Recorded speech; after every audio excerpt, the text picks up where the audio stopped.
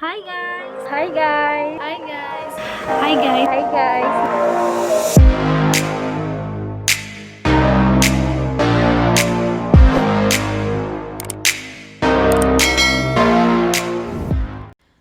Okay, so welcome again to our new video tutorial. So this time we will discuss all about multiplying numbers. How to multiply numbers by 2 digit by 1 digit and 3 digit by 1 digit. Okay, let's start. So let us start with the first example.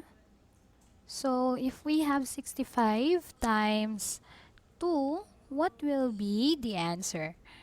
So we are tasked to find the product of the given number. So we will write 65 times 2 in vertical method. So write 65 at the top times 2 at the bottom. Then do not forget to write the over or our equal sign. So first one that we have to multiply is the 5 times 2. We start with ones. So 5 times 2 will be, that is 10. But we will not write 10 automatically, but we will just write 0 and then write the 1 at the top of the 6. Next to multiply is the 6 times 2 under the tens place value. So 6 times 2, that is 12 plus 1, that is 13. And that is our final answer. So our final answer is 130. Okay, let's proceed with example 2. So if we have 36 times 6, what will be the answer? Find the product of 36 times 6. Use the vertical method. So the first one that you have to multiply is the 6 times 6. And the product is 36. But we will not write 36 directly, but instead we will write 6 below the over line, and also we will write 3 at the top of the 3. So the next one to multiply is the 3 times 6. So the answer is 18. Now add 3, include the 3 at the top one, that will be 21. So our final answer is 216. Let's proceed now to example 3. So if we have 506 times 9, what will be our answer? So same thing, use the vertical method and do the same process. We will multiply first the 6 times 9. So 6 times 9, that is 54. So write 4 below and 5 at the top of 0.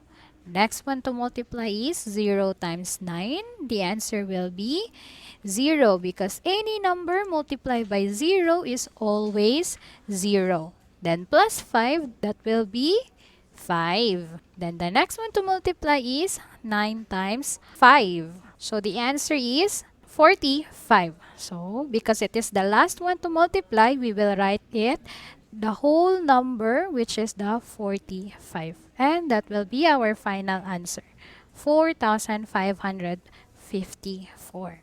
Okay, let's try some exercises. I have here 3 exercises. Let us try to solve them one by one. Let us start with number 1. So the same thing. Use the vertical method. So first to multiply is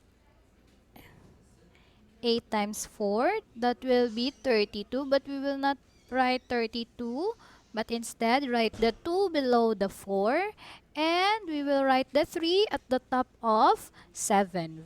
The next one to multiply, that is 7 and 4. So 7 times 4, that is 28.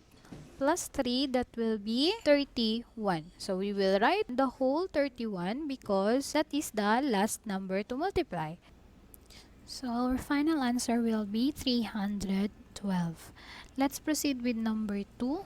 95 times 6. You are tasked to find the product, and the first thing that you have to do is to write it in vertical method. The first thing that you have to multiply is the 5 times 6. So 5 times 6 is 30. So write 0 below the 6 and write 3 at the top of 9. Next to multiply is the 9 times 6. So 9 times 6, that is 54, plus the 3 at the top of the 9, that will be 57. So because it is the last one to multiply, we will write the whole 57 beside 0. So our final answer will be 570.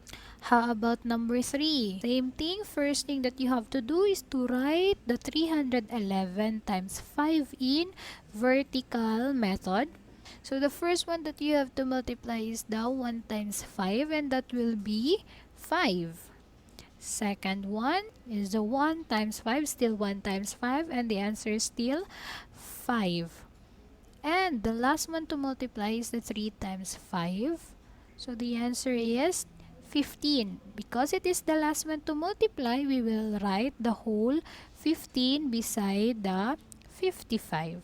So our final answer will be 1555.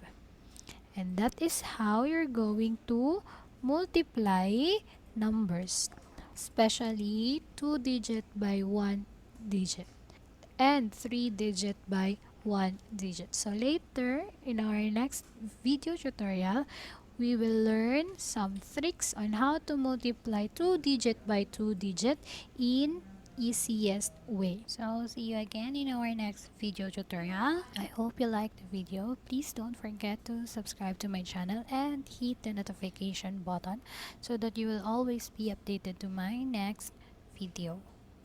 Bye!